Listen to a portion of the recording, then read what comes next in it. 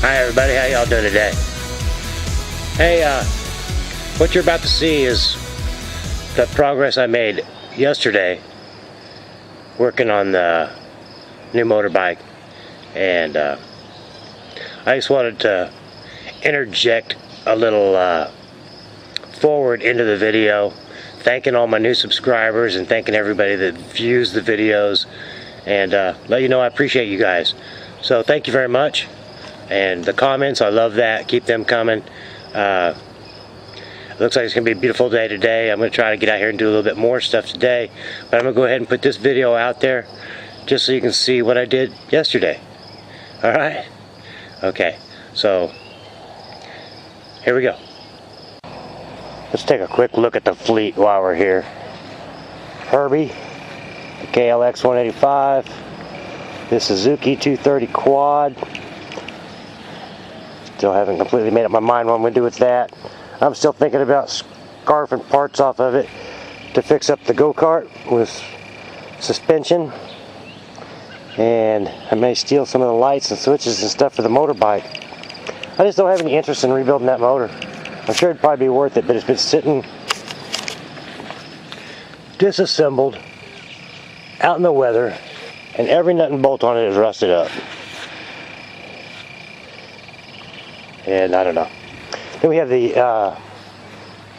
Honda 200. Big green, I like to call it. Oh yeah. And then the go-kart sitting here with a flat tire. Covered in grass. All you off-road more guys. And my little MTD, 12.5 horse. It still needs a new seat. Junk start. I know you're a busy man. Anybody else got one? Nah, he said he hooked me up, but we just waiting for him to get time and get around. The canoe. Oh yeah. Oh yeah. Alright. Alright guys. That's it. Thanks for watching, huh? Appreciate you guys. Let's get going. See what happens. So I got my engine up here with the torque converter lightly attached to it. My sprockets lined up.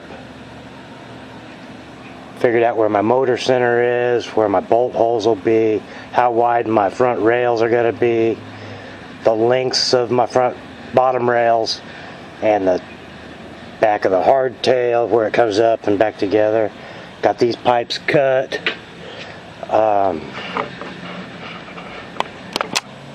This is being an exercise in geometry, because I don't actually have it.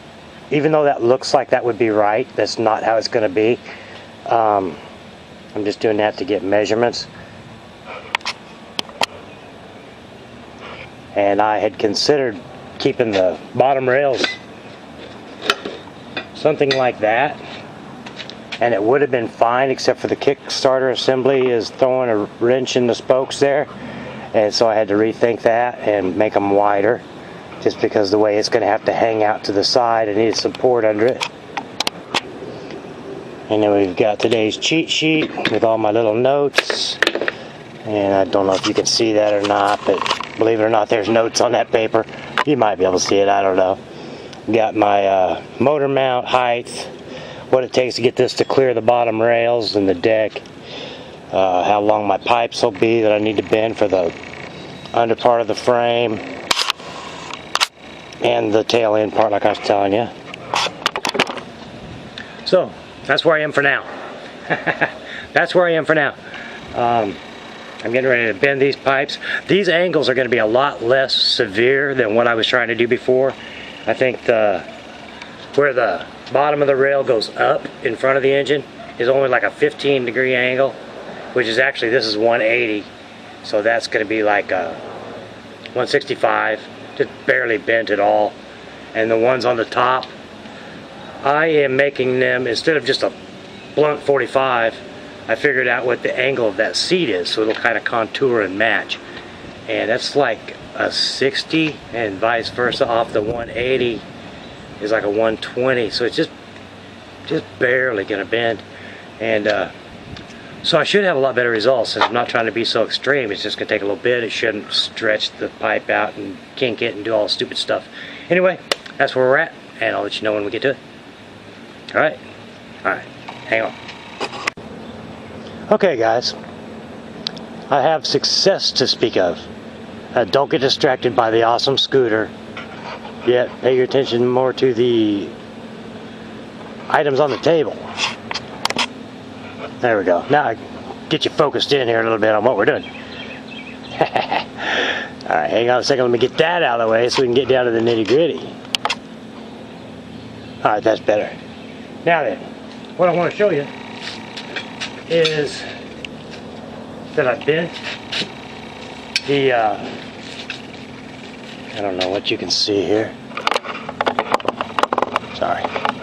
I bent the pieces that will go up here, and I cut them long because I know I'll have to figure out where that center tube for the gas tank comes together and cut them off at an angle so I can weld them together there. Anyway, that's that part. And what I want to show you, once again, I can't see what you're seeing, so I hope this is working. My bends are the same angles. I don't know how to show this to you. It's, anyway, they look different lengths because I got them turned the wrong way. I got them turned opposite one another. There we go, that's a little better. There might be a half a degree difference in them. But if you'll notice the actual bends themselves, am I too close or anything? I don't know. I can't see what I'm doing. Look at that. I did not use the rubber thing inside the shoe. And it's cooler today than it was the last time I did this. I mean, it's hot enough I'm sweating. And here are the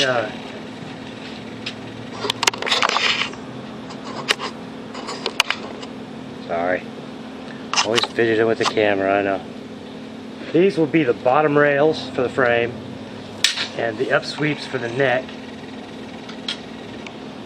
And there's just a 1/8 of an inch difference in the length, which I'll have to trim that off, which I'm going to be cutting them anyway to weld them to the headstock.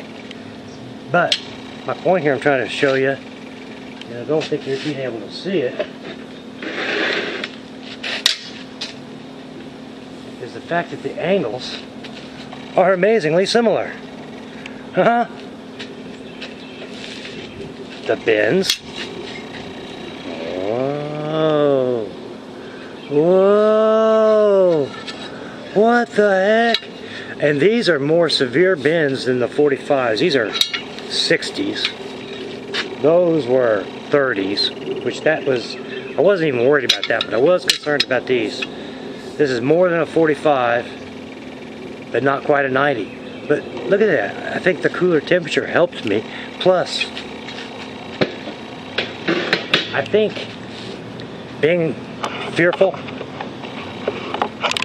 that I was going to scrap that metal made me more cautious, and I really took my time. I'd give it 4 or 5 pumps, and I'd let the metal have time to breathe and expand and stretch and recontort its molecules. Then I'd do a few more, and again, just rest. And just real patient-like. And then when I got to where I thought I had an angle iron on it, or angle finder up on it, and when I'd get to the degree I wanted, I'd stop and crack the valve and let it relax. And I wouldn't even take it out of the shoe. I just tighten it back up and put it back to where it was and give it a little bit more, because I could see how much it was relaxing because the metal was pushing the cylinders back down. And between using that and this is a little machinist pocket ruler and angle finder, and it's got a decibel equivalence chart on it and everything. But anyway, I was using that to help me find the angles, and you can hold it up there like that, and get an idea if you're close to where you want to be. And yeah, so anyway, just wanted to share you that.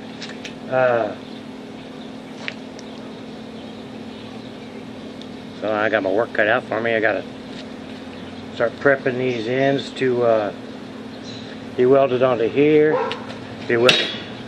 You can't even see them going. Of course you can't. You have to prep them to get them welded onto here. The swing arm. Prep them to get them welded onto the neck or the headstock. Get these prepped to come onto here just like I did those. Cut slots in them and drill holes in the back of them. And once I get all that done, I can start working on my actual headstock and figuring out what angle I'm going to use for rake and trail. Another thing, I bought 4 big old long lengths of this pipe when I started. Somehow or another, between making this swing arm, these 2 bottom rails, and this back end of the tailpiece, I've used all that. All I have is a few scraps over here. You know, I got an extra one of these. I got a couple of these that kinked on me. I don't like them.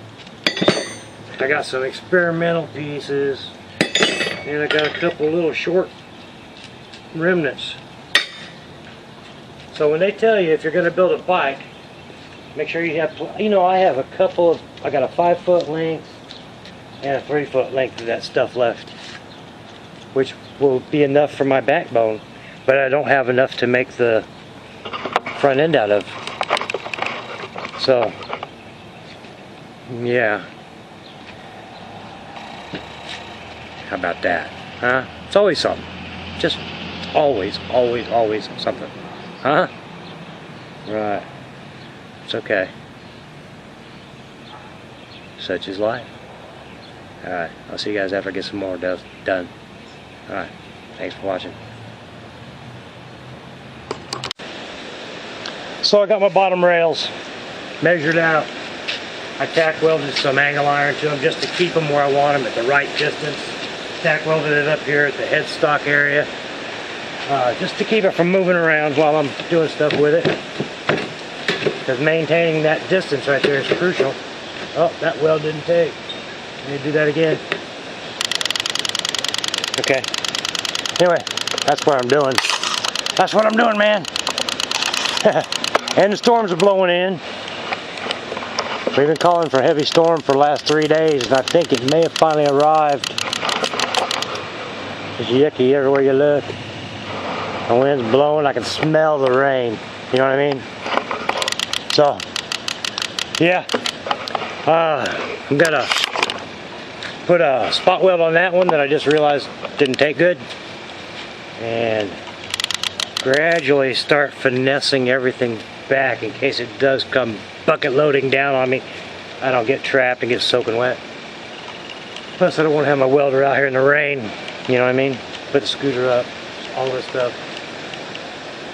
Let's see, I'll keep out here until I just can't stay out here no more though. I got the night off, man.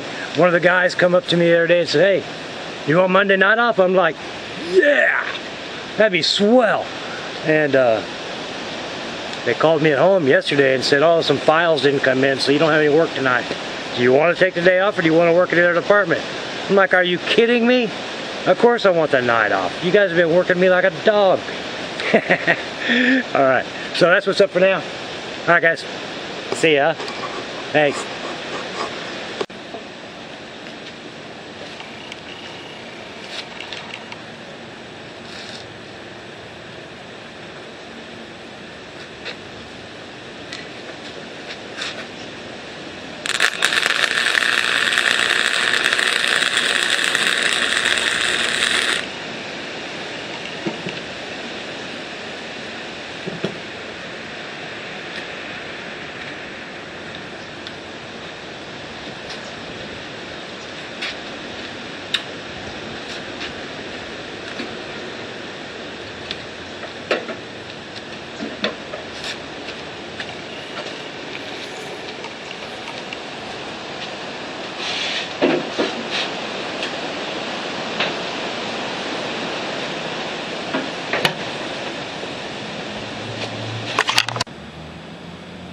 That kind of starting to look like something. Look like a bunch of pieces, huh? Yeah. Alright. You gotta start somewhere.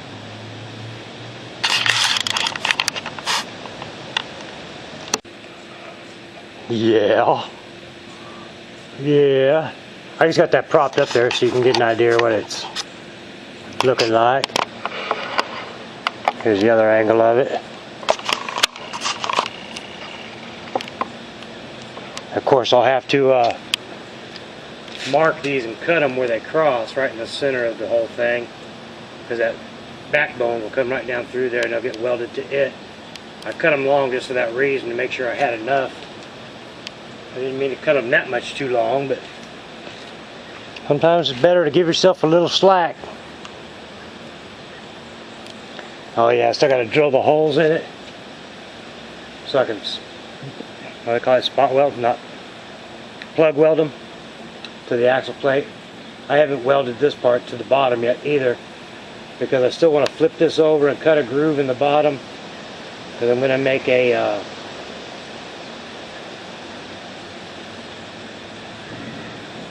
brake stabilizer mount. You know what I mean, right? And it's going to have to slide back and forth as the tire slides back and forth. So yeah, I'm leaving that open so I can flip it over and not have all that stuff welded to it yet. Anyway, hey yeah.